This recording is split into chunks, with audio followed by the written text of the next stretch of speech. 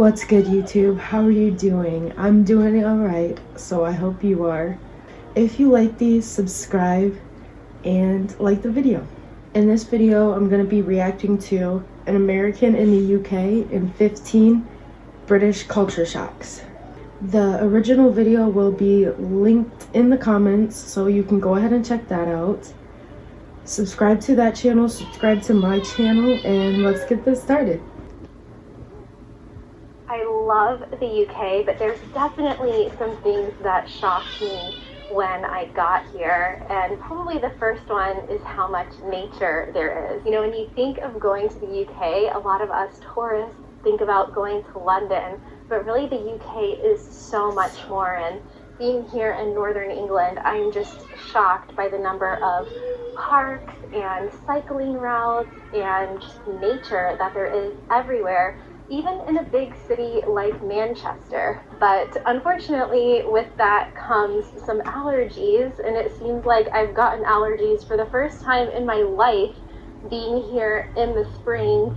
And I guess it's hay fever because a lot of my friends have it as well.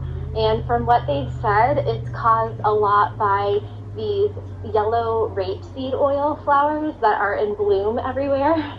Those so are yeah, beautiful. I've been having like all the symptoms. I'm sure you know what they are if you had them too, like itchy, watery eyes and sneezing and stuffy nose and stuff like that. So been suffering a little bit from that that I didn't expect.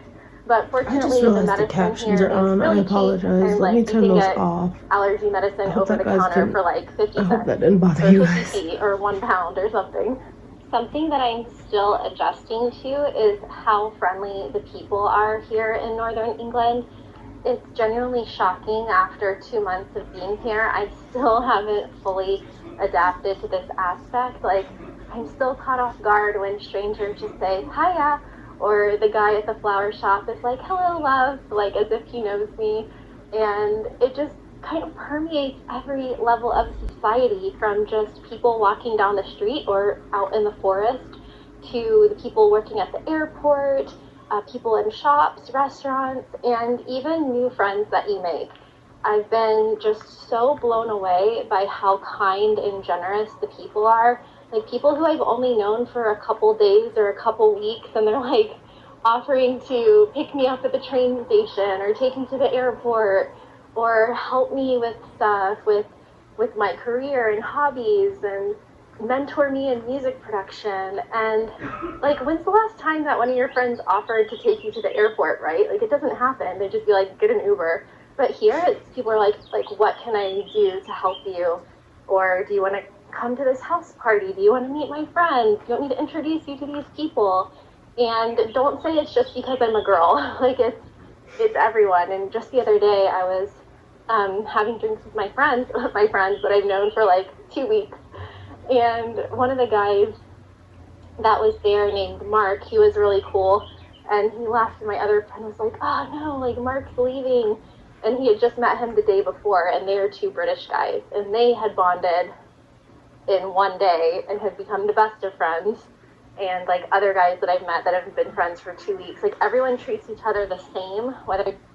I can say British people are very nice. I've had a lot of nice comments from you guys. You've known them for 2 weeks or 2 months or 20 years. The other day I was just walking through this neighborhood called Ancoats, and people were just waving to each other, smiling, like security guards, people sitting at tables. And I ended up in this 15-minute conversation with a woman who was just standing outside of a restaurant. And that kind of stuff just doesn't happen where I'm from. Coming here to this park, some guy passed me on his bike, and he's like, oh, sorry. People apologize for even passing you on the sidewalk. So it's kind of funny, but I really like it. I have noticed, however, that people are also really blunt. This is most noticeable in restaurants, actually. I can't tell you how many people I've heard send stuff back to the kitchen because it wasn't right. The eggs are too cold, the bread wasn't toasted enough, whatever. But it's not like they're complaining, it's just that they're being very assertive. And whereas people do that in the United States. In restaurants here, yeah, you definitely get that a lot. People are very blunt when it comes to how you make their food. States as well. I think we're more likely to just kind of suck it up and be like, oh, this isn't what I ordered, but I'll just eat it anyway, or everyone else has their food, so you don't want to send it back. But here, no, people are like, this is wrong, take it back. So they do like to joke as well and kind of like give you a hard time, especially me, because I don't know what they're saying half the time with all of the slang. So if people do that to you, then don't take it personally. I'm also shocked at how safe I feel here. It isn't something that I really thought much about before I left the US, but now that I'm here, like, I really just feel so safe. Like, not only are there no wild animals out to get you, but you don't have to worry about guns, and even being out in parks and trails by yourself, that can be very dangerous in the US, and I wouldn't. Wait, so you guys don't have like bears and stuff there?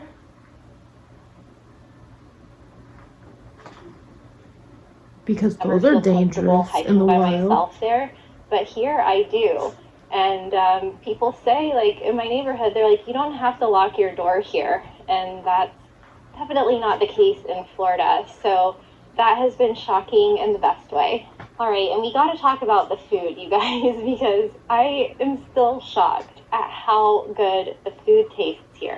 I'd just been back in the US for a few months and was kind of just getting used to the tasteless, bland food and the kind of not ripe fruits and vegetables. And then coming here, everything just tastes so much better. I found out that the UK is among the top 10 countries in the world with the highest food quality standards. So that's awesome to know. But I do not agree with her. The food here is not bland and whatever else she said. It's really good. Definitely a good thing, but on the flip side, the food also goes bad really fast, which means it's fresher, which means it probably has less preservatives, probably less modification. I've noticed that the sell-by dates and the consume-by dates are a lot shorter than they are in the US. Fruits and vegetables go bad within a couple days, whereas in the US you can get away with shopping like once a week. And the chicken goes bad really fast, like 1 or 2 days you better cook whatever chicken or meat that you bought. And I actually read that in the UK, fruits do not take a week to go bad. Fruits only take like 3 days to go bad. I don't agree there either. It's not allowed to spray the chicken with chlorine, which is allegedly an acceptable practice in the US, so that might have something to do with it. The first day I bought chicken and I didn't cook it for 2 days and it was already starting to look off. I also read that they treat their animals a lot better here with more compassion compared to the factory farming in the US, so that is a really good thing. And I've also noticed that even though the Brits like their baked goods, that the food doesn't taste as sweet. And that could be because of the recent sugar tax. But then on the other hand, which is weird, I've noticed a lot of foods have fake sugar, like artificial sweeteners in them, which is not so good. So I'm not really sure what the story is there. It's even hard to find sparkling water that doesn't have artificial sweeteners and flavorings in it. So maybe they cut back on real sugar and started using fake sugar. I don't know. They also have American-style pancakes. If anyone knows, comment down below. Which is really sacrilegious. Pancakes should be made fresh, but you can find them in the bread section and also in the refrigerated section. But I have not been daring enough to try them yet. Speaking of food, another thing that really surprised me was seeing so many couples together shopping in the grocery store. You wouldn't think that that would be weird to me, but coming from the US, I think I'm just used to one person going, because either one person in the relationship more takes on the role of going grocery shopping, or even if both people could go, it wouldn't be very efficient or productive for two people to go when one person can go. So I've thought that it's very adorable to see couples shopping together, and it's like really good teamwork, you know? They're checking out the food, they're reading the labels, checking prices. Yeah, the Walmart here, there's couples shopping all the time together, and it's not cute because they're just like touching each other all weird and stuff, and it's just like, Stuff like that is meant to do at home. Keep that at home. Don't do that here in public at Walmart. But yeah, a lot of couples go shopping at Walmart here. I mean, I'm sure other stores too, but I only really go to Walmart. So yeah, I always see couples and it's cringy. And discussing what they're going to buy together, and it's like a family affair, and for some reason that's weird to me, but if you're from England you probably think that's normal. The recycling is also really impressive here. I've gotten so used to composting that I don't know how I'm going to go back to normal life in the US without it, or anywhere in the world for that matter. There's not that many countries that have this level of composting and recycling, but I think most of them are probably in Europe.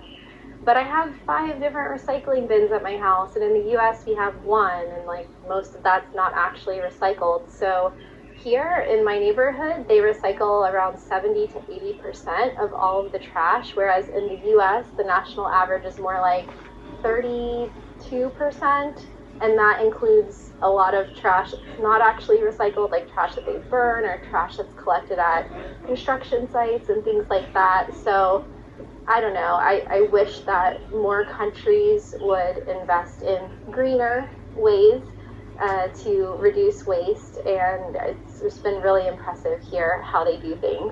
A lot of things just seem to make logical sense here. Maybe it's that British sensibility, but even things I noticed, like going to the airport, where in the US it's kind of a free-for-all with cars blocking each other and people trying to get out on the streets, whereas here they just have these little diagonal parking places where everyone can park and drop off people and then be on their way without blocking the road.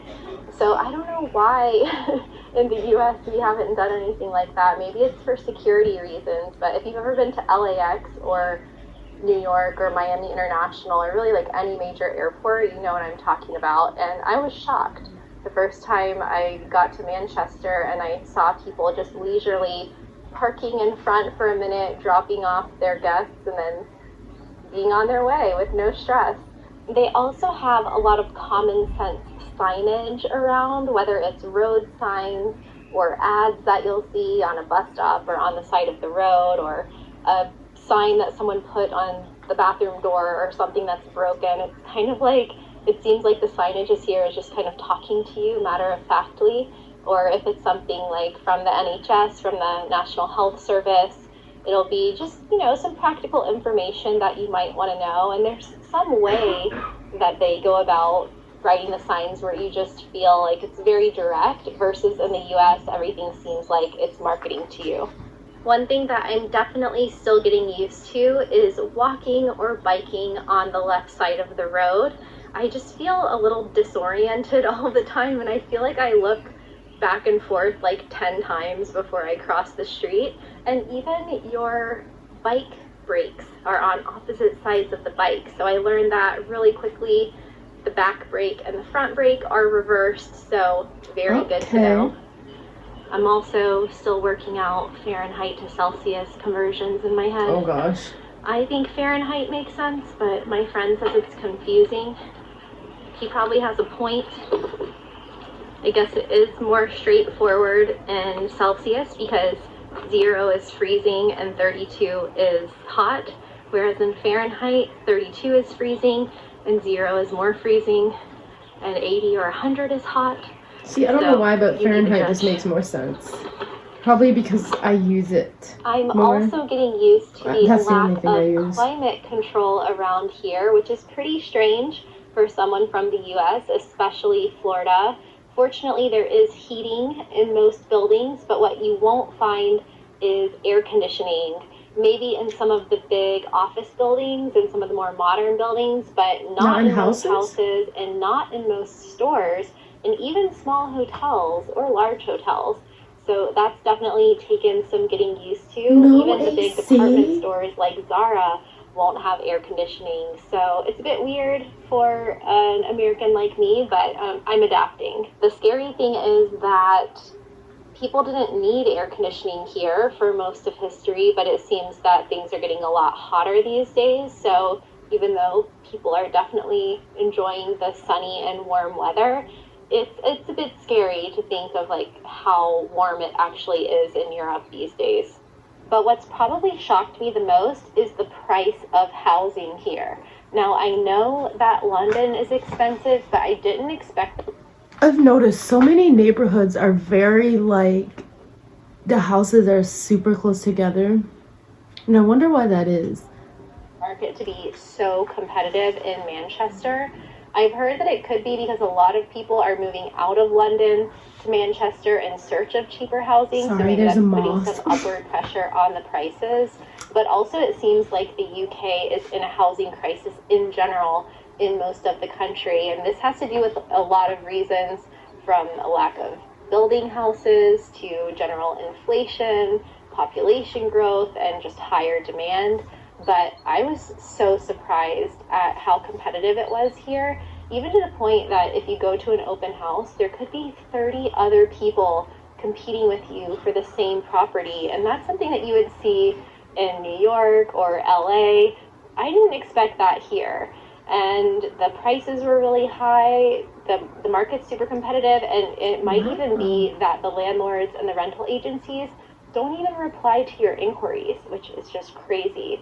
But I mean, Manchester is the second biggest city in the UK, so there's a lot of people here looking for housing, but that is a problem that I definitely didn't anticipate to the degree that it is here. But anyway, what shocked you the most when you came to the UK? Or are you a local and you can help me make some sense of these cultural differences?